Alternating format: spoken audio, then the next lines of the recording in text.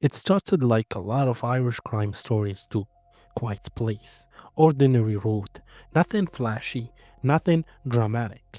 And then, suddenly, 10 million euro worth of cannabis shows up in a storage unit in County Louth. Yeah, that kind of quiet. This story began in late January in Newtown, Sullivan, just outside Dundalk. Cold air, grey skies, one of those places you would drive past without thinking twice. And that's usually the point. Because while most people were worrying about traffic, heating bills, or what to have for dinner, guards were already moving in the background. Not uniform guards, not patrol cars. This was the serious unit, the Garda National Drugs and Organized Crime Bureau, working alongside Revenue Customs. When those two teams show up together, it's never for something small. They were operating under Operation Chara, the long-running effort aimed directly at organized crime groups operating in Ireland. This isn't about catching someone with a joint. This is about supply chains, logistics, money, and scale. And the scale here was huge. Inside Unit 2 of Newtown Sullivan's Guard discovered more than 500 kilograms of herbal cannabis. The estimate value just over 10 million euro. Let that sink in. This wasn't hidden in a car boot. This wasn't wrapped in cling film under a bed. This was industrial level storage. Once the seizure was secure, the arrest followed quickly. Three men were taken into custody in connection with the haul. A short time later, a special sitting of Dundalk's district court was arranged. That detail alone tells you this was treated as a serious from the start.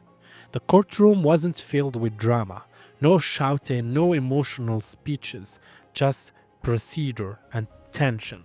The first man brought before the court was in his late 30s, with an address listed in Liverpool in the United Kingdom. The second man, also in his late 30s, was from Finglas in Dublin. The third was older, in his late 50s, from Drogheda in County Louth. Three different backgrounds, one shared problem. All three were charged with a lawful possession of a controlled drug, cannabis. On the same January date, at the same location in County Louth, they each faced an additional charge of possession of a controlled drug for the purpose of sale or supply. And here is where it gets interesting.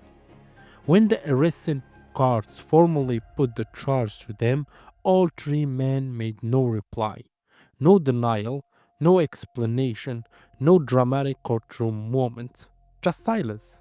That silence mattered because in court, every word and every absence of word is noticed. Detectives from the Garda National Drugs and Organized Crime Bureau gave evidence of arrest, charge, and caution. Everything followed procedure, clean, methodical, no chaos. Application for free legal aid were granted to all three men. No applications for bail were made. That detail raised eyebrows because bail is usually the first thing requested. Instead, all three men were remained in custody. Their next appearance was scheduled to take place by video link a few days later, again at Dundalk District Court. And that's where the public story pauses for now. Because while court reporting gives us the outline, it doesn't show us the full picture happening behind the scene. What we do know, factually, is this. Seizures of this size don't happen by accident. They are the result of intelligence gathering, monitoring, and coordination over time. Operation Tara has been active for years, especially targeting the financial backbone of organized crime group. The seizure fits that pattern. And when a shipment valued at over 10 million euro is intercepted, it sends shockwaves not just through criminal networks, but through communities. People start asking questions. How long was it there? Who knew? What else may be hidden nearby? And while locals continue with daily life, work, school, runs, weekend plans, guards continue quietly connecting dots, following money trails, and building cases that don't rely on noise or spectacle. That's the reality of modern organized crime investigation in Ireland. Less drama, more patience. This case is not about wild theories or courtroom uh, treating. It's about scale, silence, and structure, about how massive operations can exist in plain sight until they don't. And this is far from over. Charges are laid, evidence is secure, and the legal process is now moving forward step by step. Sometimes the most unsettling stories aren't the loud one, they're the quiet ones, the ones hidden in storage units of ordinary roads.